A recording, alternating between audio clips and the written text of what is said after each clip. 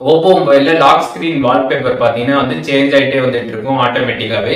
இந்த மாதிரி ஆட்டோமேட்டிக்கா சேஞ்ச் ஆகிறத எப்படி வந்து ஸ்டாப் பண்றது அப்படிங்கிறத டீடைல்டா அந்த வீடியோல பார்க்க போறோம். பார்க்கறதுக்கு முன்பாக சேனலை சப்ஸ்கிரைப் பண்ணிடுங்க, பெல் ஐகானை கிளிக் பண்ணி ஆல் அப்படின்றத செட் பண்ணிடுங்க. வீடியோக்குள்ள போலாம். ஓப்போ மொபைலில் உங்களோட லாக் ஸ்க்ரீன் வால்பேப்பர் பார்த்தீங்கன்னா இந்த மாதிரி வந்து சேஞ்ச் ஆகிட்டே வந்துட்டு இருக்கும். ஒவ்வொரு டைமும் பார்த்தீங்கன்னா வந்து ஒவ்வொரு லாக் ஸ்க்ரீன் வால்பேப்பர் பார்த்தீங்கன்னா வந்து சேஞ்ச் ஆகிட்டு இருக்கும். இந்த மாதிரி வந்து சேஞ்ச் ஆகிறத எப்படி வந்து நம்ம ஸ்டாப் பண்ணுறது அப்படிங்கிறத பற்றி தான் டீட்டெயில்டாக இப்போ பார்க்க போகிறோம். ஜஸ்ட் உங்கள் ஓப்போ மொபைலில் இருக்கக்கூடிய செட்டிங்ஸ் ஆப் வந்து ஓப்பன் பண்ணிடுங்க. ஓப்பன் பண்ணிட்டு கீழே ஸ்க்ரால் பண்ணீங்க அப்படின்னா அதில் வந்து home screen and lock screen அப்படின்ற ஒரு ஆப்ஷன் இருக்கும். அதை வந்து கிளிக் பண்ணிடுங்க. அதை கிளிக் பண்ணி கீழே ஸ்க்ரால் பண்ணி வந்தீங்க அப்படின்னா லாக் ஸ்கிரீன் மேகசின் அப்படின்ற ஒரு ஆப்ஷன் இருக்கும்.